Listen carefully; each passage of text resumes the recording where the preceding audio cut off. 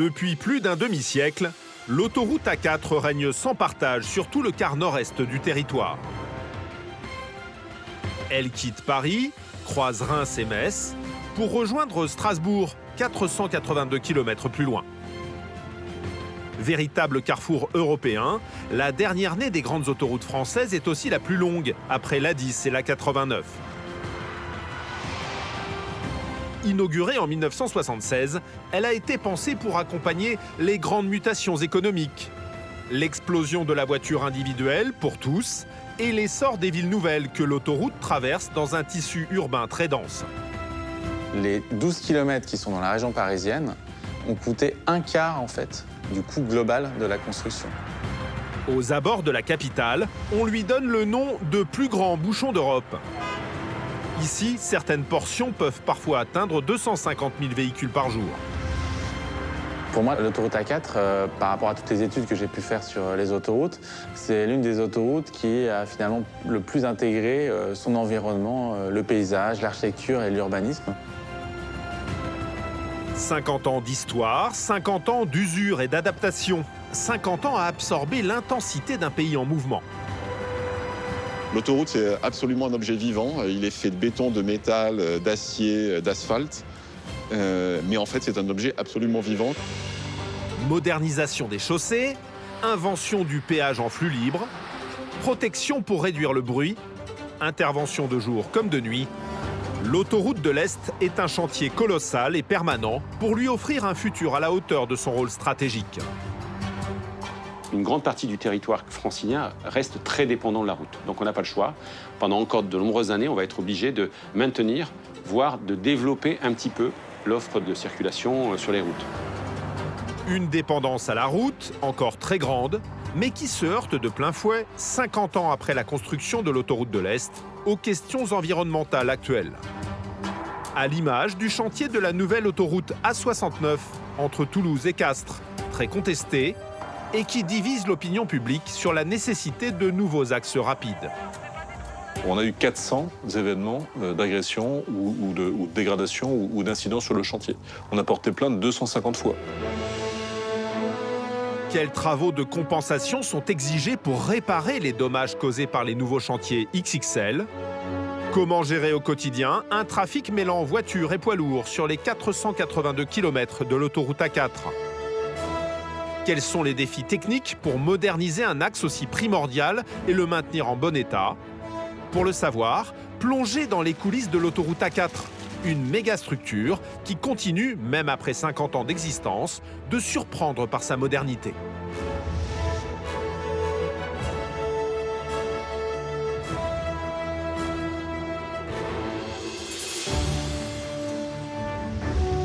Ce soir, l'autoroute A4 est sur le point de vivre un moment très rare.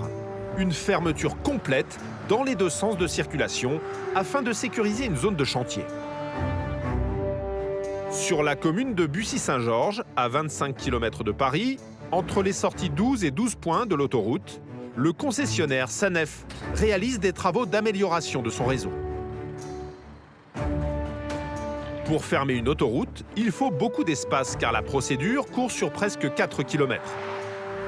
À l'aide de cônes de balisage, elle consiste à diriger le flux de véhicules de la voie la plus rapide vers la voie la plus lente et à l'aiguiller enfin sur une bretelle de sortie.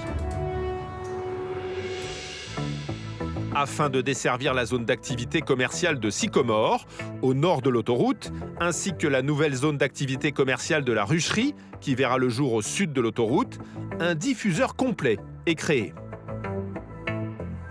Une nouvelle entrée et une nouvelle sortie dans les deux sens de circulation permettront l'échange entre l'A4 et le réseau secondaire vers les deux zones d'activité commerciale. Tandis qu'un nouvel ouvrage d'art traversera l'autoroute pour les réunir. Le coût de ce nouveau diffuseur complet est de 30 millions d'euros. Cette nuit marque un véritable tournant pour ce chantier long de plusieurs mois. On ferme cette autoroute parce qu'il y a une opération qui est assez exceptionnelle et rare. C'est le ripage du pont. L'ouvrage qui est derrière moi, il va venir s'installer au-dessus de l'autoroute A4 à l'aide d'engins spécialisés qui sont assez volumineux. Une opération de très grande envergure. Les équipes n'ont que quelques heures pour poser sur ces appuis la première des 2 sections du nouveau pont. C'est impossible de laisser la circulation aux clients parce qu'à un moment donné, nous allons avoir l'ouvrage qui va être sur l'ensemble des voies de l'autoroute. C'est pour cela que l'opération elle est prévue de nuit et en été, puisque dans notre secteur, c'est là où il y a un peu moins de circulation qui est prévue. Top chrono, c'est parti. Cette première section représente une masse de plus de 700 mètres carrés. Longue de 48 mètres et large de 15 mètres, elle pèse 300 tonnes. Un poids honorable, mais relativement léger pour un tel volume. La raison est qu'à ce stade, ce n'est que le squelette du pont qui est déplacé. Cette superstructure, constituée de 23 poutres d'acier de 55 cm de haut pour lui donner de la résistance dans sa longueur, enfermée dans une énorme cage d'acier pour lui donner de la résistance dans sa largeur, a été complètement préfabriquée. Une méthode très innovante. Auparavant, on aurait posé le tablier poutre par poutre, ce qui nous aurait demandé quasiment 3 semaines de fermeture d'autoroute A4. Et donc avec ce procédé, enfin le choix qui a été décidé, c'est de préassembler donc la structure du tablier avec les poutrelles sur une plateforme dédiée à proximité de l'ouvrage d'art et de la cheminer en 2 colis à l'aide de SPMT. Ce sont des remorques multisessieux autodirectionnelles, autopropulsées, qui permettent de transporter des charges lourdes avec une très grande précision. 2 remorques à propulsion hydraulique sont nécessaires pour déplacer l'énorme masse. Chacune est dirigée par 48 roues, 96 au total. À L2, ces remorques pourraient déplacer jusqu'à 1000 tonnes. Circulant à faible allure, il leur faudra plus d'1 heure pour positionner le colis numéro 1 sur ces 23 appuis. Pour la réalisation de cet ouvrage, donc, il a fallu réaliser des fondations. Donc c'est 35 pieux, un diamètre d'1 mètre, 20 à 25 mètres de profondeur. Tout ça pour supporter donc, les appuis du tablier. Donc, il y a eu les 2 culées aux extrémités, les 3 piles intermédiaires, donc, qui représentent un volume de béton de 1250 mètres cubes. Soit 6000 tonnes de béton rien que pour les fondations. Cette technique, dite des poutrelles enrobées, utilisée par la SNCF depuis plus d'1 siècle, est régulièrement empruntée par les concessionnaires d'autoroutes pour sa rapidité de mise en œuvre. Donc les clients qui aujourd'hui ne savent pas forcément à quoi servent les travaux, demain matin, à partir de 5 heures, ils vont voir le pont et là, tout de suite, il va y avoir la magie justement qui va opérer et ils vont comprendre pourquoi il y a des travaux en ayant quelque chose de concret de mis en place. Dans quelques jours, le colis numéro 2 sera installé et l'ensemble du tablier du nouvel ouvrage d'art pourra être bétonné.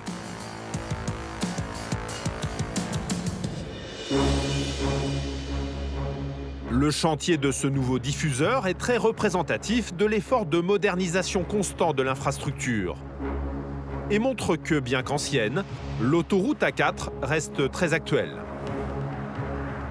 Âgé de 50 ans, son tracé a été décidé dès 1957 avec l'avènement de la voiture individuelle. Évidemment, l'autoroute en vient presque naturellement, dans le contexte des Trente Glorieuses, dans le contexte d'une motorisation de masse, à s'imposer dans l'offre de transport. L'idée, évidemment, c'est d'accélérer le territoire, de le rendre plus nerveux. L'autoroute de l'Est quitte Paris au kilomètre 0 et traverse 9 départements pour relier Strasbourg 482 km plus loin. Plutôt que de retenir la ville de Nancy, où passe déjà la Nationale 4, on lui préfère la ville de Metz, plus au nord. Un choix qui, à l'époque, fait polémique. L'idée, c'était plutôt de connecter avec le Luxembourg aussi. C'était de relier avec ce qu'on appelle le Benelux, hein, et puis surtout de dynamiser en fait toute la région nord, qui a perdu petit à petit toute son industrie liée aux mines, et finalement de redynamiser en faisant passer cette autoroute, connecter cette région à l'ensemble de la France. Inaugurée dans sa totalité en 1976, l'autoroute A4 est la dernière des grandes autoroutes qui partent de la capitale. La 13, l'autoroute de l'Ouest, file vers la Manche et les paquebots transatlantiques d'avant-guerre. La 1, l'autoroute du Nord, relie les grandes industries du nord de la France. Et la 6, l'autoroute du Sud, rejoint Lyon, Marseille et connecte Paris au sud de la France. Ces 3 premières autoroutes ont été pensées comme des autoroutes de destination, avec peu de diffuseurs.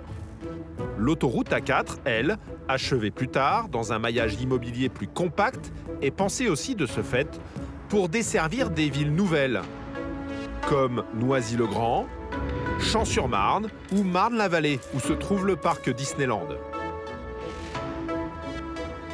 Pour moi, l'autoroute A4, c'est l'autoroute urbaine.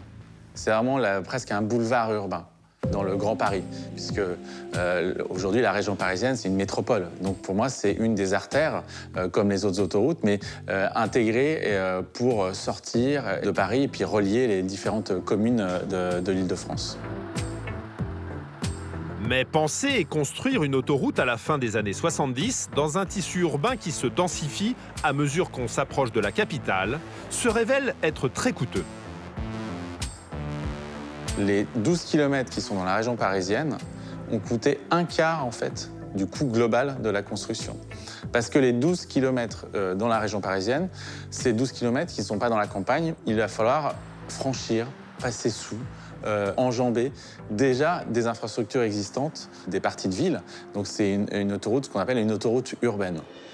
Côté Paris, c'est le service public de la direction des routes d'Île-de-France, qu'on appelle simplement la DIRIF, qui entretient et modernise les 14 premiers kilomètres de cette autoroute de l'Est, très stratégique.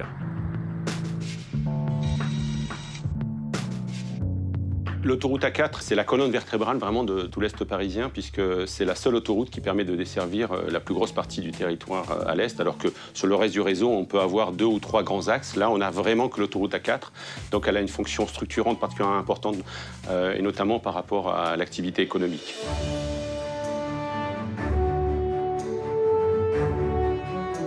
Le chemin vers l'Est commence à la porte de Bercy.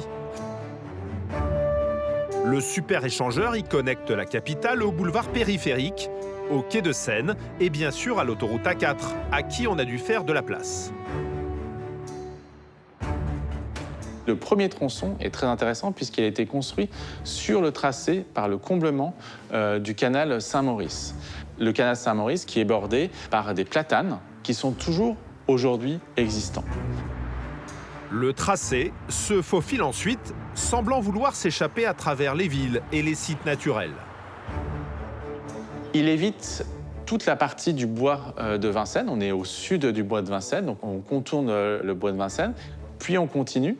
Et là, on suit toujours la Seine, on arrive à la Marne, et se trouve le premier grand échangeur. Donc c'est l'échangeur aussi Saint-Maurice, avec 4 viaducs qui enjambent la Seine et qui viennent en fait connecter l'autoroute A4 à l'A86. L'autoroute A86 est un super périphérique. Une rocade qui contourne Paris en traversant sa métropole. Elle partage un tronc commun avec l'autoroute A4 entre Joinville-le-Pont et Nogent-sur-Marne sur un peu plus de 3 km. Sur ce seul segment se concentrent jusqu'à 250 000 véhicules par jour. Le viaduc de Joinville, qui franchit la Marne, en est un élément central mais accélérateur de ralentissement. En faisant passer la circulation de 6 à 4 voies, il agit comme un véritable entonnoir. On n'a pas la somme des voies de la 4 et la 86, et c'est là qu'on a les bouchons les plus importants. Il y a eu de très vieux projets qui consistaient à voir si on pouvait l'élargir, donc il coûte très cher, et puis avec beaucoup de contraintes, donc on n'a jamais réussi à le faire. Long de 300 mètres, le viaduc de Joinville, mis en service en 1976, est en fait constitué de 2 viaducs, au nord et au sud de l'autoroute A4. Le tablier de l'ouvrage est réalisé avec une centaine de voussoirs en béton armé. Comparables à des tranches de pont, ils sont maintenus ensemble grâce à des câbles qui passent à l'intérieur de l'ouvrage en y exerçant une pression constante. L'ensemble, soutenu par 9 piles, culmine à plus de 18 mètres de haut.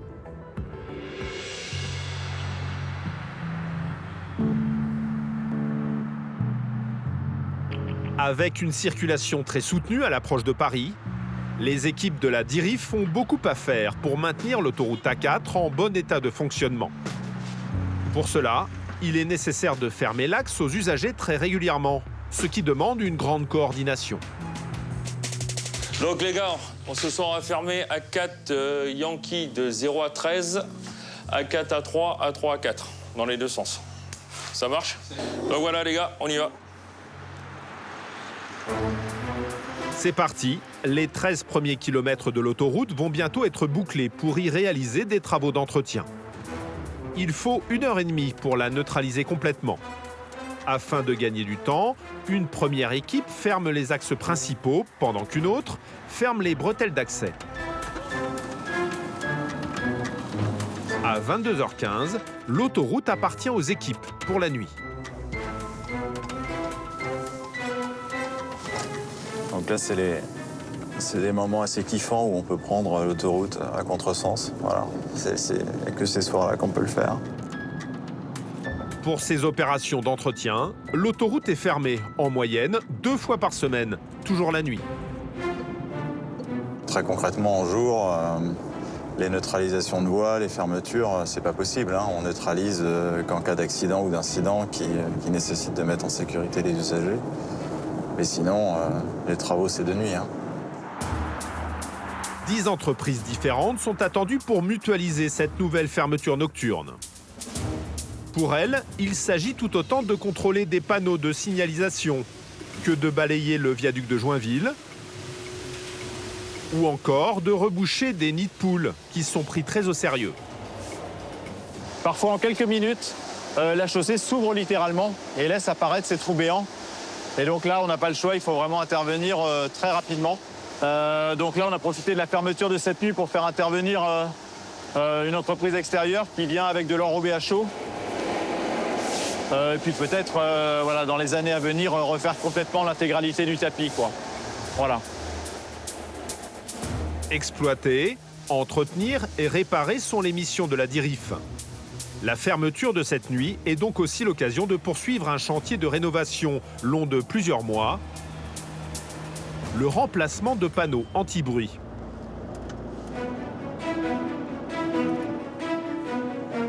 C'est des panneaux qui avaient vraiment grand besoin d'être changés. D'ailleurs, quand vous passiez sur ces viaducs, on voyait bien qu'il y avait des panneaux qui manquaient, quoi. C'était un petit peu comme une dentition à laquelle il manquait des dents, quoi. Voilà, on voyait vraiment clairement qu'il y avait des trous, là.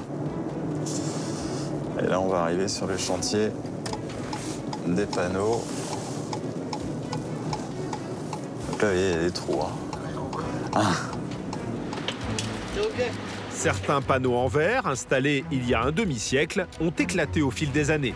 Et le dispositif au complet ne remplissait plus son rôle de protection phonique pour les riverains. Ils sont 14 000 à vivre à proximité immédiate du viaduc de la Marne. On est ici sur le viaduc en surplomb de communes, hein, Maison-Alfort, Créteil, Saint-Maurice, Charenton, qui sont des communes avec des habitations ou du tissu pavillonnaire ou des petits immeubles qui se situent juste en contrebas. Au total, le chantier concerne 750 panneaux, 350 ont déjà été remplacés. On a déjà pas mal avancé, le viaduc Nogent-Créteil est presque fini. Okay. Donc là, tu as combien? 2 équipes qui tournent, là? Il y a 2 équipes. Ouais. Et j'ai aussi une équipe qui fait les joints sous les écrans. La proximité des habitations imposait d'agir durablement pour lutter contre les nuisances sonores de l'autoroute. Un panneau anti-bruit, une fois qu'il est mis en place, il permet de ne pas laisser le bruit et de le diriger en hauteur pour protéger les habitations qui sont en contrebas du viaduc. Tous les écrans n'ont pas la même dimension. Préfabriqués par des entreprises extérieures, il faut environ 10 minutes aux équipes de la DIRIF pour installer un nouveau panneau de 75 kg.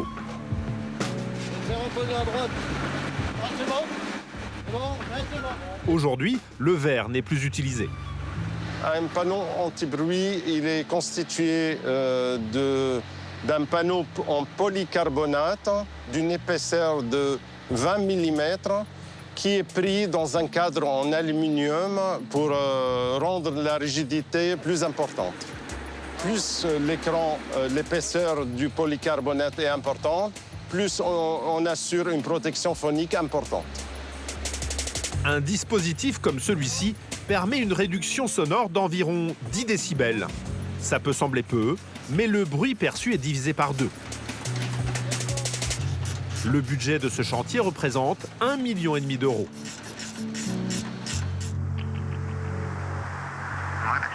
Oui, Benoît, est-ce que tu peux lancer un scénario de fermeture de tunnel, s'il te plaît?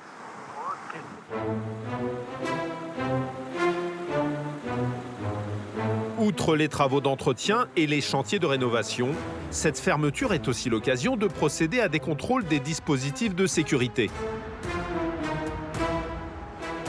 Notamment au niveau du tunnel de Champigny. En fait, nous fermons le tunnel s'il y a un incendie pour pas que d'autres véhicules puissent rentrer dans le tunnel. Nous fermons aussi en cas d'incident grave, par exemple si on n'a plus d'énergie dans le tunnel, donc on ne peut plus mettre la ventilation en marche. En cas d'incendie, on ne pourra pas faire évacuer les fumées et faire évacuer les gens dans de bonnes conditions. Donc c'est pour ça qu'on teste ces fameuses barrières. Ok, tu peux rouvrir les barrières. Mis en service en 1976 également, le tunnel de Champigny est au départ une tranchée qui a été recouverte pour limiter les nuisances sur le voisinage et préserver l'espace urbain. Long d'1 kilomètre, il est constitué de 2 tubes et de 8 voies, 4 par sens. Outre les 5 barrières de sécurité, l'ouvrage concentre des dispositifs de ventilation, de désenfumage, de 88 caméras intelligentes et de 13 issues de secours. Oui, Benoît, tu peux lancer le scénario AEV, s'il te plaît? Ouais, c'est parti. Hop, c'est bon. Ok. Le système d'auto-évacuation est aussi à tester ce soir. Il permet, en cas d'incident grave, de diriger les naufragés de la route vers les issues de secours. Le son est assez fort. Ça permet aux usagers d'entendre le message depuis leur véhicule. Dès 5 heures, toutes les opérations de nuit seront terminées et la route rendue au public.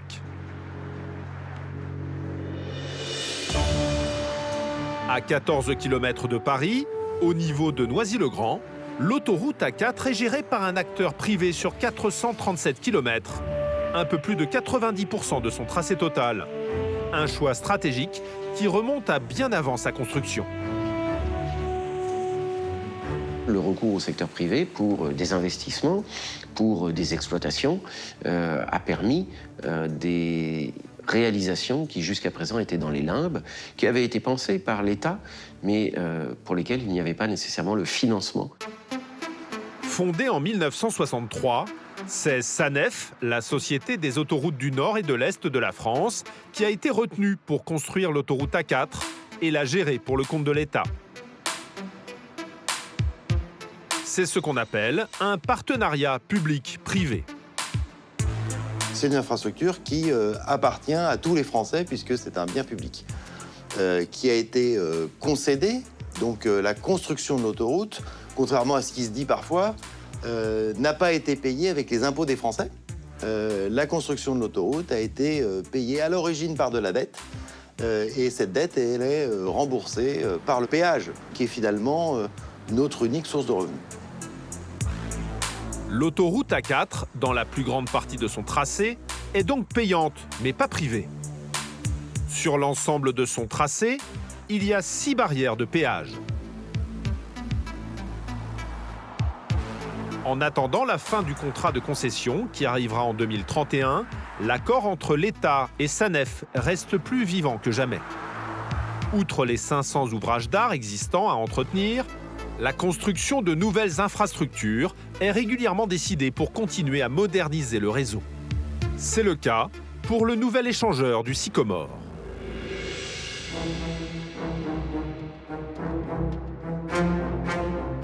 De retour à Bussy-Saint-Georges, 10 km après Noisy-le-Grand, qui marque le début de la partie concédée.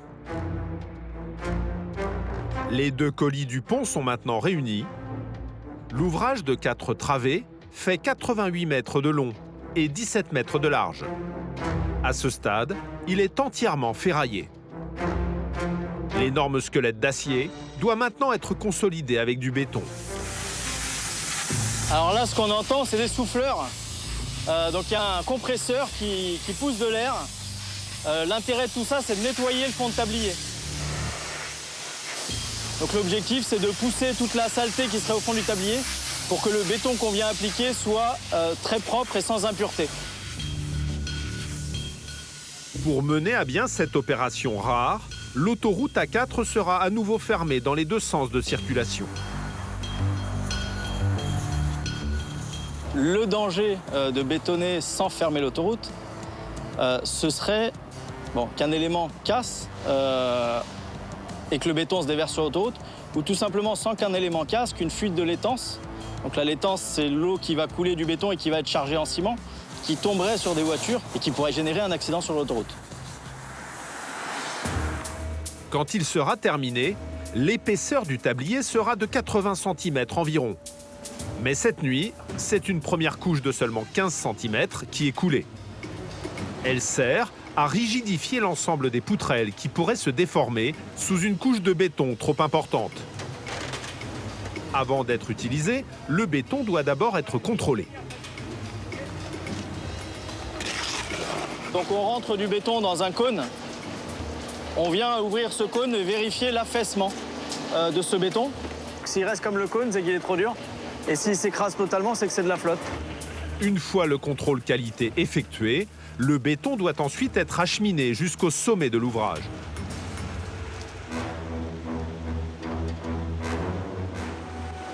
Alors ce qu'on voit derrière nous, en fait, la toupie, donc, qui amène du béton prêt à l'emploi, arrive, vide son béton dans le bac de la pompe.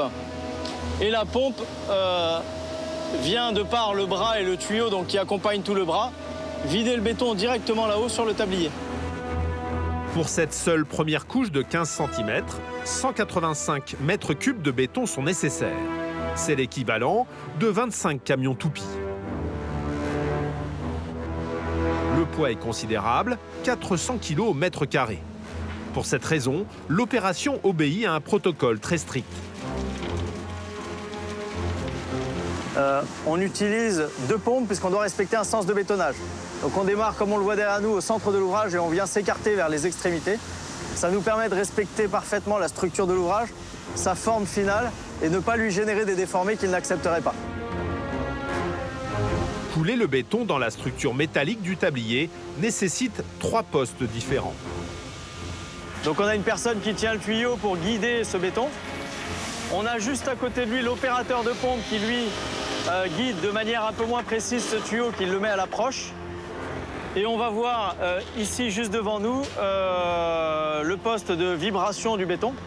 Donc là, on vient serrer le béton dans l'ouvrage pour qu'il s'homogénéise et qu'il se libère de son air. Vibrer le béton améliore aussi sa densité et son adhérence sur les armatures. Dans quelques jours, c'est encore 720 mètres cubes de béton qui seront coulés pour achever ce tablier de 80 cm d'épaisseur. Ajouté aux travaux de la nuit, cela représente 900 mètres cubes de béton pour un total de 2500 tonnes.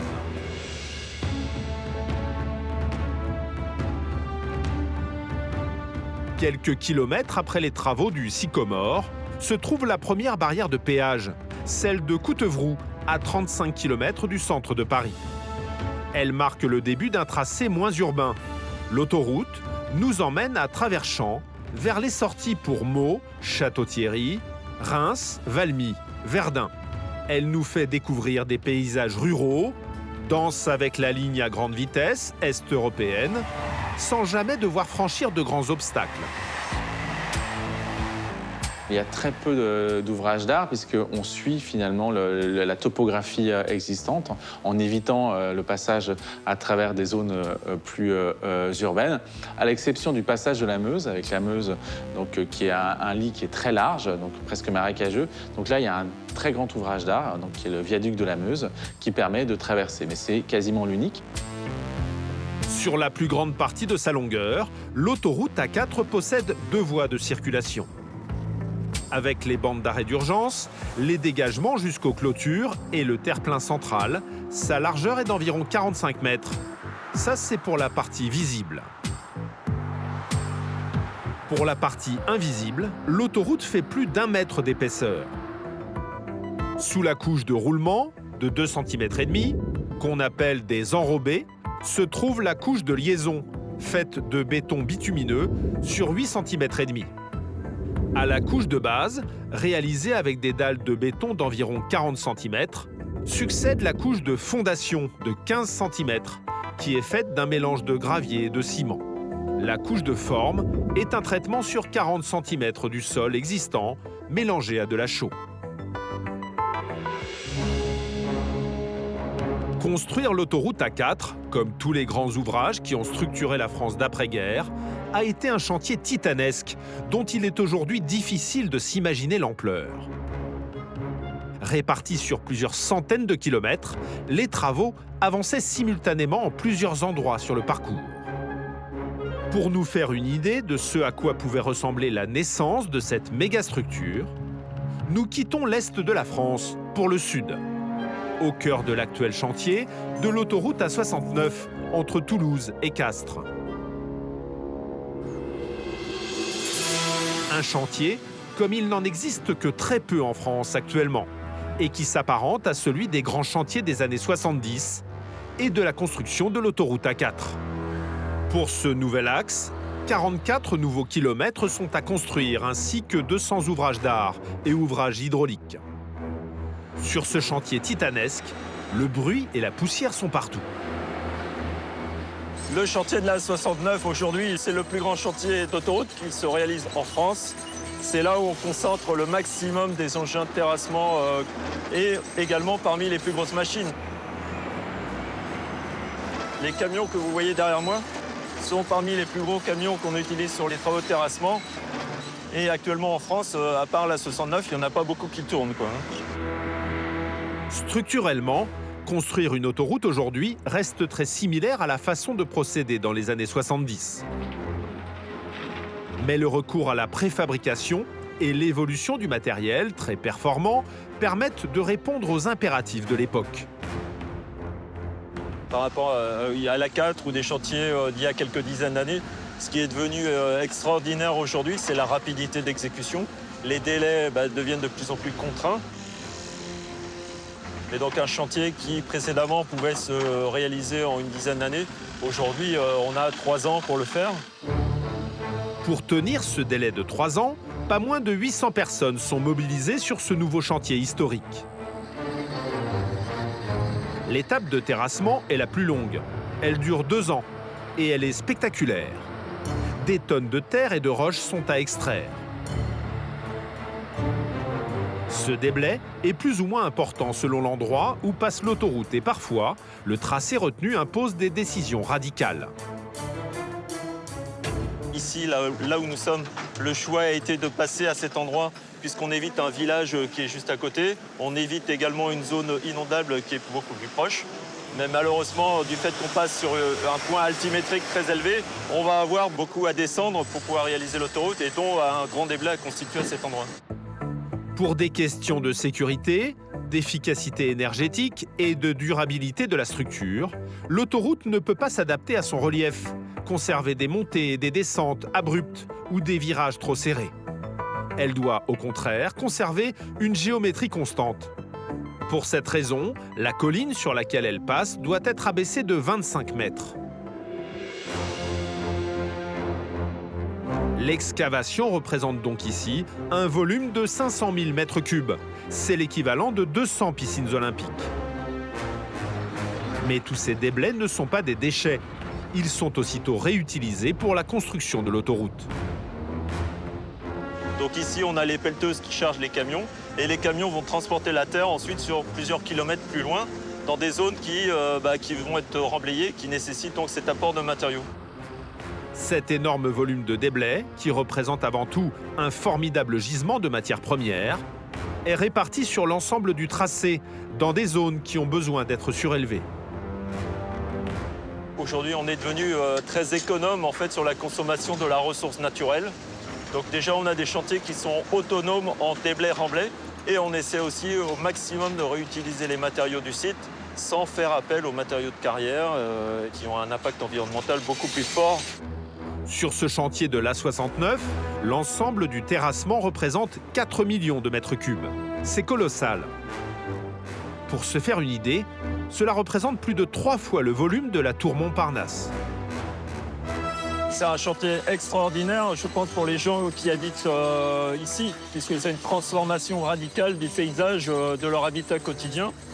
Et globalement, c'est un chantier qu'on voit une fois dans sa vie passer à côté de la maison, oui. Quand cette étape de terrassement sera achevée, il faudra encore patienter 1 an pour terminer les différentes couches de structure de l'autoroute avant de l'ouvrir au public. Correctement réalisés, ces travaux peuvent durer très longtemps.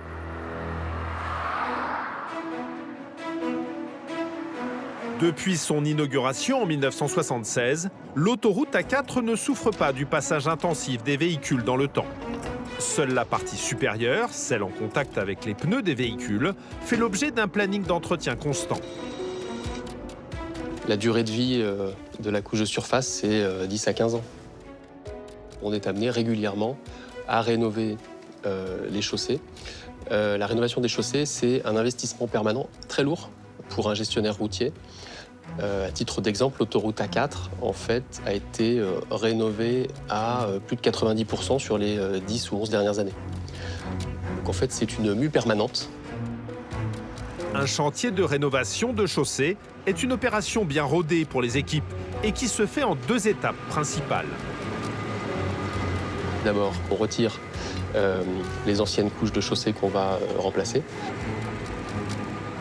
Et ensuite, on vient appliquer une nouvelle couche, ce qu'on appelle d'enrobé, ce mélange de gravier, de sable et de bitume, donc sur une épaisseur assez fine, pour créer la nouvelle chaussée. Et ensuite, on repeint, avant de remettre en circulation, on repeint les lignes blanches. C'est reparti pour une décennie d'utilisation. L'autoroute A4, c'est un entretien préventif méticuleux, une infrastructure rapide, sans croisement, et des dispositifs de sûreté qui offrent aux usagers un avantage certain par rapport aux routes nationales. La proposition de valeur de l'autoroute, c'est la sécurité en premier lieu. L'autoroute est 5 fois plus sûre que la route. Sur l'autoroute, on a nos patrouilles, des patrouilleurs qui circulent 24 heures sur 24, 7 jours sur 7 pour assurer la sécurité et des primos intervenants sur les accidents. Un PC 24 heures sur 24, 7 jours sur 7. Enfin, tout un ensemble de services qui font partie du service autoroutier qui n'existe pas sur les réseaux secondaires.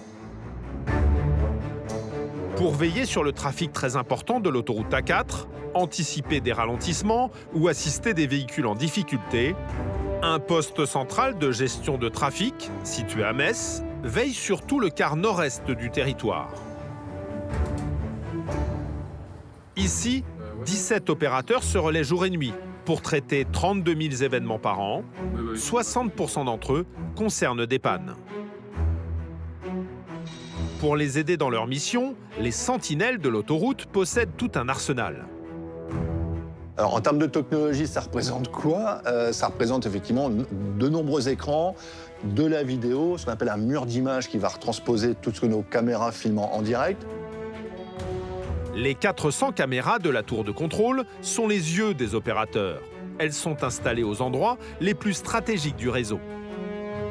Alors les caméras, effectivement, vont surveiller un certain nombre de points. Déjà, les endroits où il y a le plus de trafic, donc notamment pour la 4 aux extrémités, forcément vers Paris et vers Strasbourg.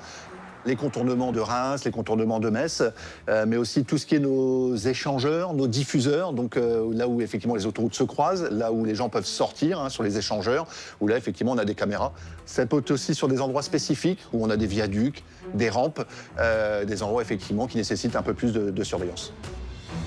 Pour les opérateurs du poste central de gestion de trafic, ces caméras sont une aide précieuse. Elles les aident à assister les naufragés de la route. Au 415 400, en Strasbourg-Paris. Véhicule dans l'accotement, dans le fossé. Alors, en cas de panne, la première des choses, c'est effectivement localiser le client qui est en panne. Souvent, effectivement, ça peut être la problématique de la langue, problématique que le client ne sache pas se repérer. Donc, la première chose, c'est qu'il faut qu'on localise notre client. Caméra de surveillance ou téléphone cellulaire, pour se localiser, tous les moyens sont bons. Le conducteur peut aussi utiliser une borne d'appel. Installée tous les 2 km, il y en a 240 sur l'autoroute A4. Lorsqu'un client appelle sur une borne d'appel d'urgence, systématiquement et à l'instant T, on a une sonnerie qui retentit auprès du poste central d'exploitation, appel d'urgence, qui est répété jusqu'à temps qu'effectivement l'opérateur réponde. 109 sécurité lance au bonjour. On répond en moins de 10 secondes et automatiquement on a un opérateur dédié à cette opération-là. L'opérateur, en charge de l'appel, accompagnera le client jusqu'à la résolution de son problème. Une fois localisé, son rôle est de bien comprendre l'origine de la panne. Mais c'est un problème moteur, si je comprends bien. Mais aussi, et surtout, de veiller à l'intégrité physique du conducteur et de ses passagers. C'est un problème mécanique, monsieur? Il y aurait combien de personnes? Une seule personne, pas de blessés. Ouais, restez juste bien derrière les glissières de sécurité, d'accord? Alors le protocole pour sa sécurité, effectivement, s'il se trouve sur la bande d'urgence notamment, ce qui est le cas le plus fréquent, on va le mettre en sécurité. D'accord, vous êtes bien sur la bande d'arrêt d'urgence, monsieur? Il n'y a pas de gêne avec la circulation, vous ne mettez pas en danger? À savoir que sur la bande d'urgence, 15 à 20 minutes, effectivement, d'espérance entre guillemets de vie, c'est un peu ce qu'on dit. Donc hors de question qu'il retourne dans son véhicule. Et le but, c'est de le mettre en sécurité le plus loin des voies de circulation pour effectivement qu'il ne recourt pas de risque. En attendant une assistance et afin de prévenir un suraccident, l'opérateur a également à sa disposition des outils de communication qui couvrent tout son réseau. À partir du moment où on va avoir l'information de l'événement, la première chose que l'on va faire, c'est faire de l'affichage. Donc on a effectivement nos panneaux à affichage variable, à message variable, PMV, qui nous permettent effectivement d'informer nos clients de la situation qu'il va rencontrer. Ça peut être effectivement un ralentissement, un accident, une panne qui gêne les voies de circulation. Deuxième chose, c'est la radio, puisque systématiquement, on va envoyer effectivement un message à la radio pour qu'il puisse diffuser sur nos ondes un message aussi de sécurité pour informer en temps réel nos clients. Vous êtes avec nous sur C977, un point sur vos conditions de circulation. Une fois les autres véhicules alertés, il faut ensuite très vite se rendre au plus près de l'événement. On engage les ressources.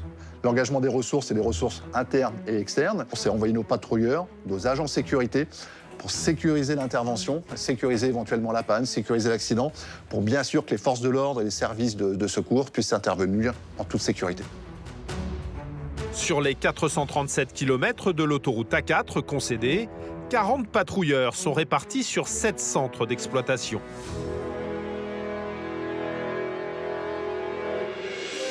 Dépannage, mise en sécurité, balisage, les anges gardiens de la mégastructure prennent tous les risques pour assurer le bon fonctionnement de l'autoroute et veiller à la sécurité de tous. Un métier qui n'est absolument pas sans risque. Il faut toujours regarder la circulation, il faut toujours être prêt à sauter derrière la glissière, il faut essayer d'anticiper, de faire le balisage le mieux possible pour qu'il soit le mieux vu, le mieux éclairé. Il faut toujours faut essayer d'être à 100% tout le temps en fait. Avec le temps, Hervé a tout vu sur la route. Il connaît et anticipe les comportements à risque des conducteurs et sait les repérer de très loin. On va aller voir le Gugus parce qu'il n'y a rien à faire là. Il va repartir, on m'en doutait. Ah, il a vu les bleus. Stationner sur le refuge est interdit, même pour un court instant. Le chauffeur du poids lourd le sait, à la vue des gyrophares, il préfère quitter les lieux. Ce genre de truc. Après, tu as les voitures qui arrivent. Lui, il démarre à 20 km/h. La personne arrive à 130 et boum. Et ça, c'est fréquent. Grâce à ces équipements lumineux, le patrouilleur raccompagne le poids lourd dans la circulation en toute sécurité. Lors de sa patrouille, qui couvre une distance d'une centaine de kilomètres, c'est une nouvelle voiture immobilisée qui attire son attention. Alors là, j'y vais parce que c'est une voiture en panne et c'est une BAU. BAU sont les initiales pour bande d'arrêt d'urgence. Bonjour. C'est quoi votre panne? Si je démarre, il y a de la fumée partout. Je pense qu'elle bouffe de l'huile ou quoi. Tous les soirs, Hervé déploie des trésors de patience, de fermeté et de pédagogie pour expliquer les bons comportements en matière de sécurité. Et par contre, reste pas où t'es, là. Mets-toi là-bas plus loin, s'il te plaît. Voilà, là, t'es mieux, là. Tu roules doucement. Je t'escorte. Tu peux rouler sur la bande d'arrêt d'urgence, hein. Tu roules peinard. Tu sors de l'autoroute. Et après, tu peux faire ce que tu veux. Là encore, Hervé escorte le conducteur en lieu sûr. Voilà, là, il m'a dit, ouais, j'ai un copain qui arrive avec une barre de remorque. Et je lui ai dit, non, ça va pas être possible. Le copain avec la barre de remorque, il va pas remorquer la voiture sur l'autoroute. Donc, après, il reste deux solutions. Le dépannage ou la mini-escorte et qui sortent du secteur Sanef. Et après, le monsieur peut faire ce qu'il veut. La fumée abondante de la voiture provient sans doute d'une défaillance du joint de culasse. Quoi qu'il en soit, cette panne oblige l'automobiliste à quitter l'autoroute A4. Pour le patrouilleur, les interventions de la nuit se multiplient.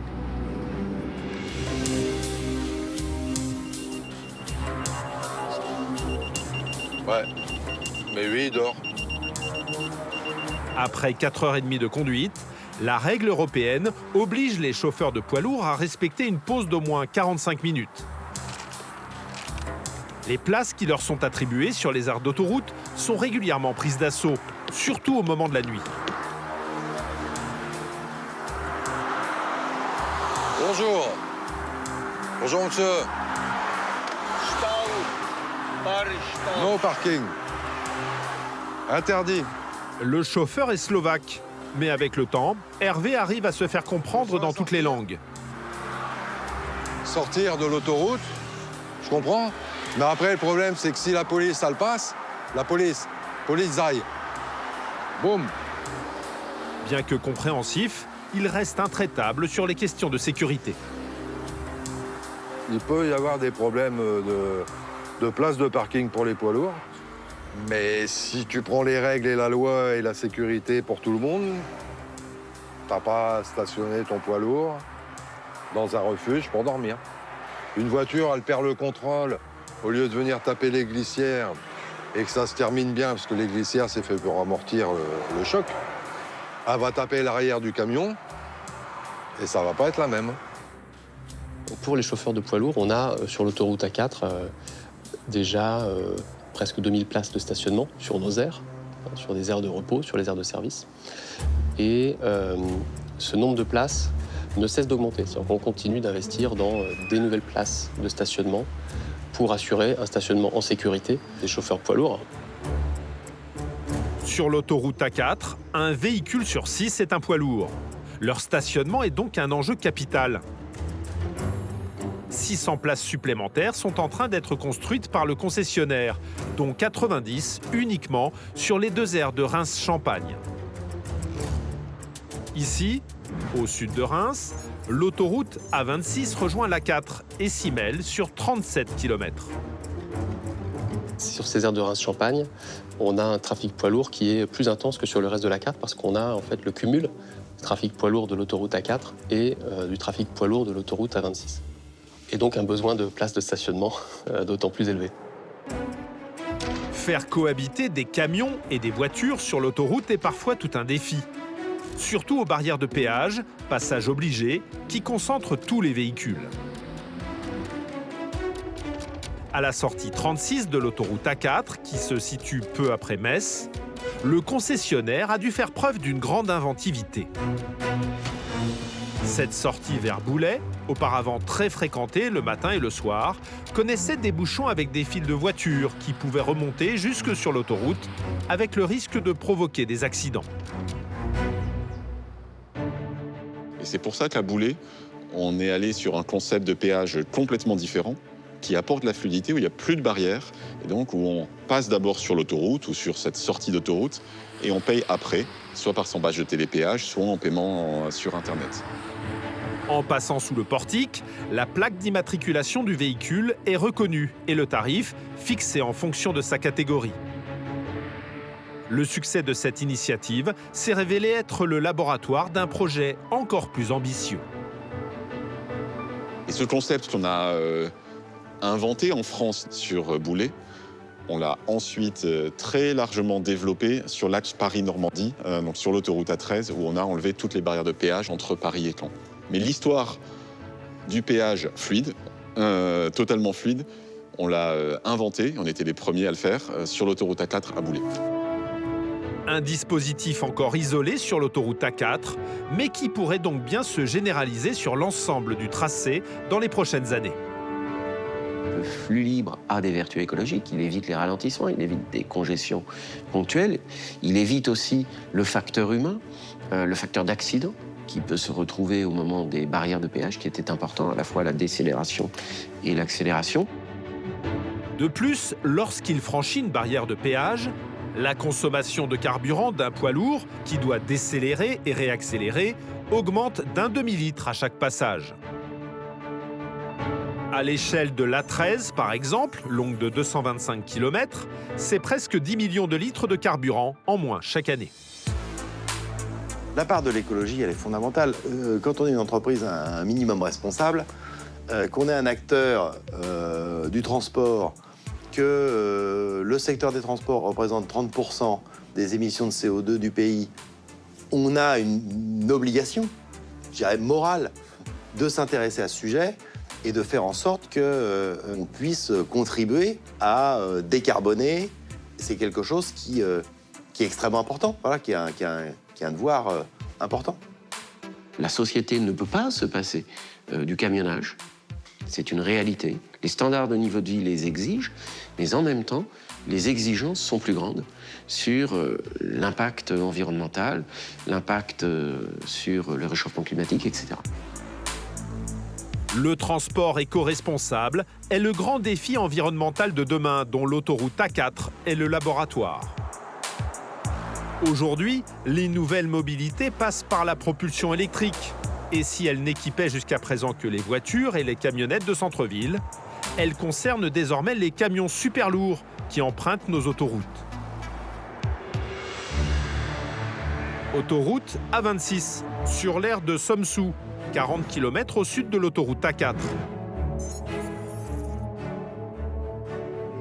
Pour développer le transport électrique, une initiative retient l'attention des médias qui sont venus en nombre pour couvrir l'inauguration de la première station relais du réseau de transport européen décarboné. L'un des inconvénients du camion électrique, c'est sa faible autonomie, qui ne permet pas encore de couvrir de longues distances. Mais est-ce réellement un frein lorsque le chauffeur est soumis à des pauses obligatoires ? Une manière d'innover, c'est pas forcément de mettre de la très haute technologie. L'innovation, c'est pas forcément que de l'intelligence artificielle. C'est aussi de réfléchir à des moyens simples, pragmatiques, efficaces, basés sur des expériences ancestrales pour atteindre un objectif qui est vraiment l'objectif de demain. L'innovation qui est mise en avant aujourd'hui s'inspire des anciens relais de poste. Après environ 280 km, pendant que le chauffeur numéro 1 fait sa pause obligatoire, le tracteur de son camion se recharge, ce qui peut prendre un certain temps et aussi se multiplier plusieurs fois sur un parcours long. Pour optimiser le temps de transport, un chauffeur numéro 2 est prêt à prendre le relais. En fait, on dételle la remorque, réattelle la remorque avec un tracteur qui est chargé. Un nouveau chauffeur prend le relais et la marchandise transite de son origine à sa destination de manière complètement décarbonée. Le premier bonus de ce nouveau concept, c'est la performance, puisque le transport des marchandises sans arrêt est 25% plus rapide. Et le deuxième bonus concerne l'emploi. Ici, le chauffeur, il fait de 300 km vers le nord, il fait sa pause, 300 km vers le sud, et il dort chez lui le soir. En fait, ça transforme le métier de chauffeur routier en un boulot normal. Donc ça permet aussi de recruter plus de chauffeurs français. Donc c'est aussi un projet qui a une dimension sociale. Actuellement en phase de test, pour convaincre les pouvoirs publics de le dupliquer, le projet ne concerne pour l'instant qu'un seul axe. Entre les stations relais des villes de Lille et d'Avignon, distantes de 900 km, 3 autres stations relais permettent de les connecter sur le parcours. Cette innovation écologique, plutôt simple à mettre en œuvre, est dans l'air du temps. Elle repose davantage sur un changement d'organisation que sur de nouvelles infrastructures coûteuses. Elle pourrait bien, dans un avenir proche, participer à développer le réseau de ces camions du futur sur toute l'autoroute de l'Est.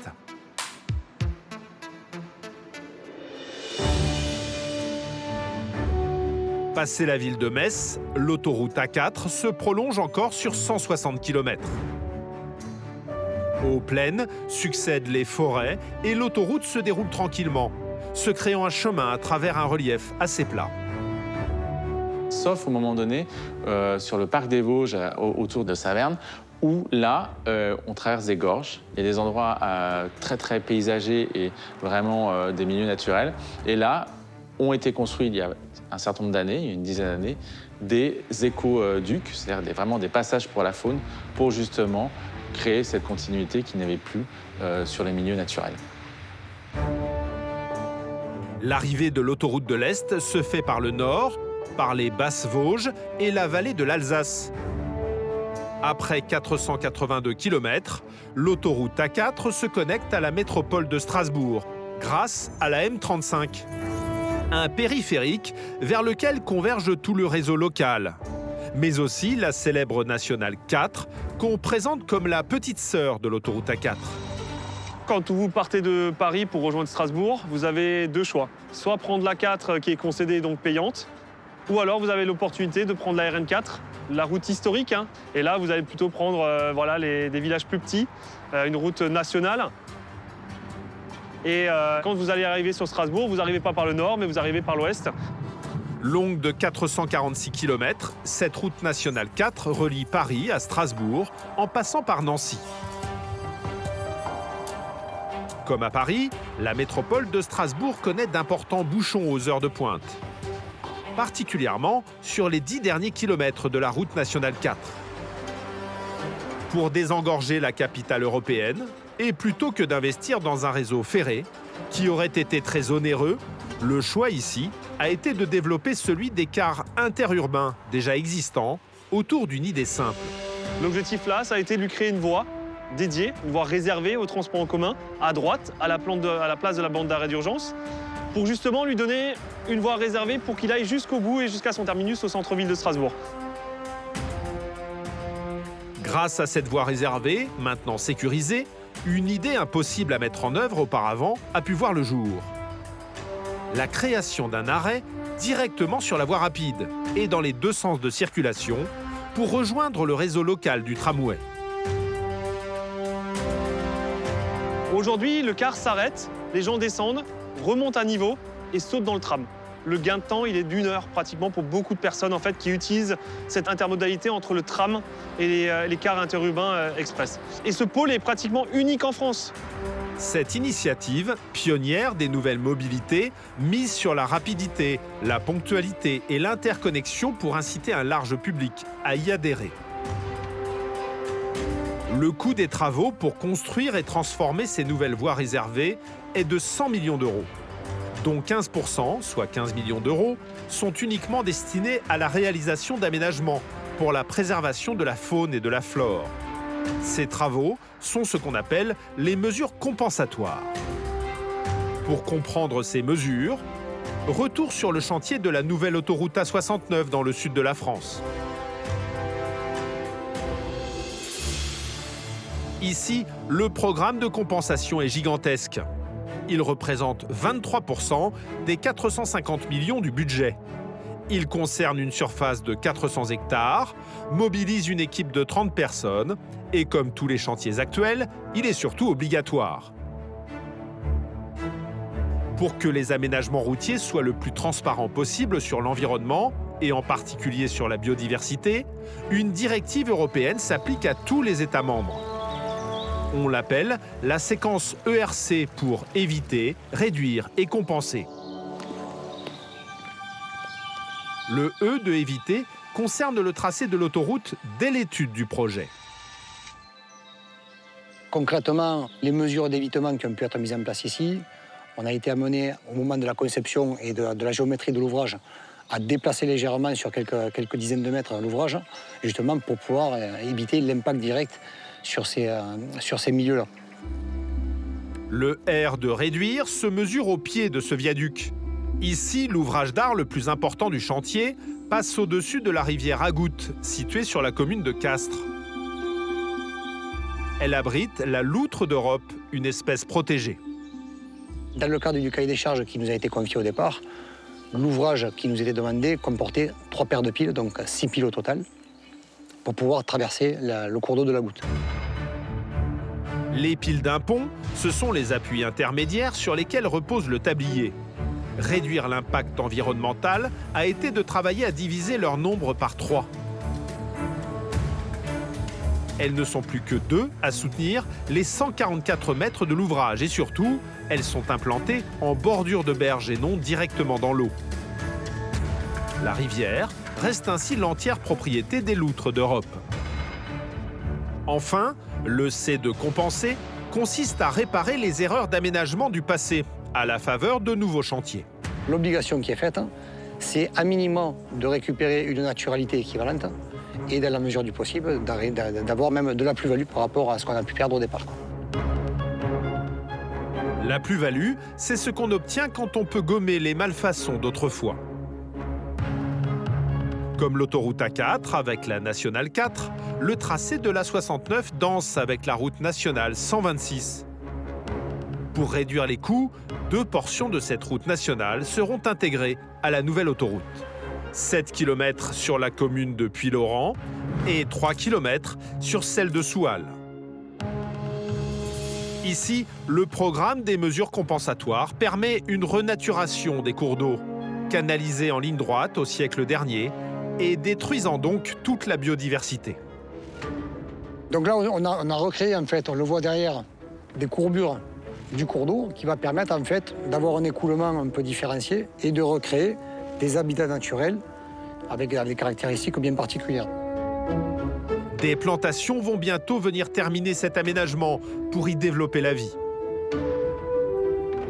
Dans le futur, des associations indépendantes viendront s'assurer sur le long terme que la faune a bien pris possession du lieu.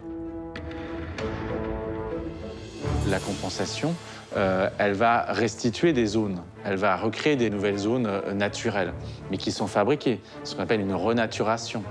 Donc ce n'est pas des zones naturelles, c'est des zones artificielles qui ont été transformées. C'est-à-dire qu'on va quand même détruire des zones naturelles. Donc la reconstitution d'un biotope, d'un milieu naturel, va prendre du temps. Voilà.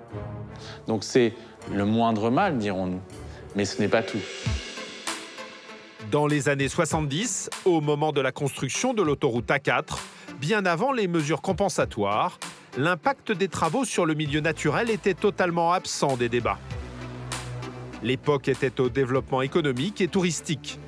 Des considérations qui ont depuis évolué avec le changement climatique. Aujourd'hui, l'acceptation des autoroutes, elle est beaucoup moins facile. On voit le cas de l'A69, dans le sud de la France, une autoroute qui a été pensée dans les années 90. Sauf que, entre le moment où il y a eu cet intérêt pour cette autoroute et puis la nécessité, finalement, il s'est passé plusieurs décennies. Aujourd'hui, la question environnementale est plus importante. Est-ce que c'est de protéger le milieu naturel, mais aussi des humains, de nous, ou favoriser peut-être quelques entreprises ou favoriser un certain nombre de concessionnaires?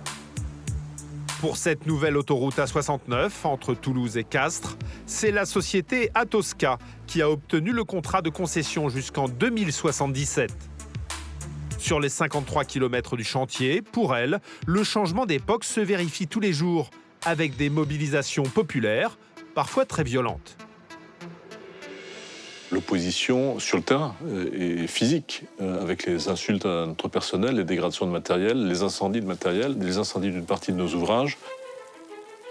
Tout ça, on a eu 400 événements d'agression ou de dégradation ou d'incidents sur le chantier. On a porté plainte 250 fois. Malgré la déclaration d'utilité publique, la contestation ne faiblit pas et anime toutes les passions.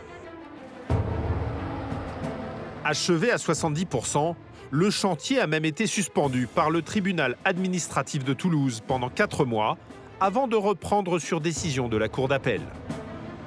L'autoroute reste plébiscitée par les habitants de Castres et de ses environs.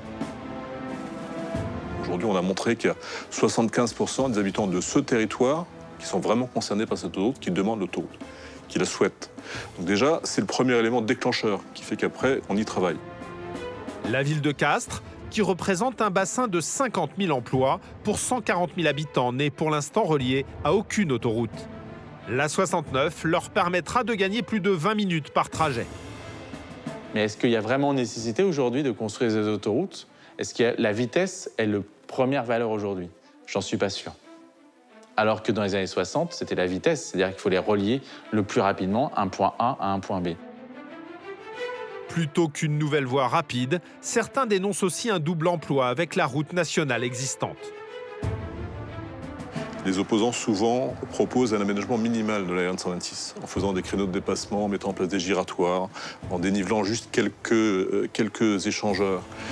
Et on voit que des aménagements de ce type-là sont encore plus accidentogènes, parce qu'ils donnent le sentiment de pouvoir rouler vite, alors qu'au final, les conditions de sécurité ne sont pas remplies. On a souvent, dans ces cas-là, encore plus d'accidents sur des routes de ce type-là.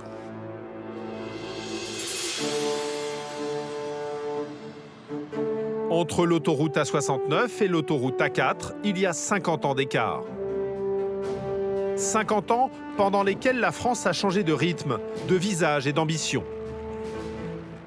L'A4 a accompagné l'essor industriel et l'avènement de la voiture reine. L'A69 se déploie dans un monde qui doute, qui calcule ses émissions, qui questionne l'héritage laissé au sol et aux vivants. Deux autoroutes, deux contextes, deux époques. Pourtant, à 50 ans d'intervalle, le même besoin de mobilité persiste. L'autoroute A4 va se transformer, son exploitation va évoluer, mais sa permanence, c'est quelque chose de probablement indiscutable. Et donc le rendez-vous peut être pris dans 40 ans. Il y aura toujours besoin de la route, besoin de l'autoroute. À travers ses travaux de rattrapage, de rénovation et de mise à niveau, l'autoroute A4 rejoint continuellement un chantier après l'autre les standards de confort, de sécurité et d'écologie des projets les plus récents. Si on se projette dans l'avenir, l'autoroute A4, demain, c'est une autoroute avec massivement plus de recharge électrique. C'est peut-être une infrastructure qui accueille aussi des véhicules autonomes qui se déplacent un peu plus tout seuls. Voilà. Donc on peut rêver un peu, on est un peu dans la science-fiction là, mais en tout cas, l'histoire a montré qu'en tout cas, c'était un objet qui se transformait beaucoup au fil des années. Et donc il est certain que cette autoroute continuera à se transformer dans les prochaines années. Au fil du bitume, l'autoroute de l'Est demeure un fil tendu entre Paris et Strasbourg. Entre le quotidien de millions d'usagers et les grandes mutations d'un pays en mouvement. Depuis plus d'un demi-siècle, elle accompagne nos départs, nos retours, nos vies ordinaires et nos moments d'exception. Et demain, alors que de nouvelles pratiques de déplacement émergent, que le climat impose de repenser les distances et les vitesses, l'A4 demeure une histoire ouverte. Une route qui, comme toutes les routes, n'a jamais vraiment de fin et dont le futur, à l'image de ceux qui la parcourent, se construit kilomètre après kilomètre pour les 50 prochaines années.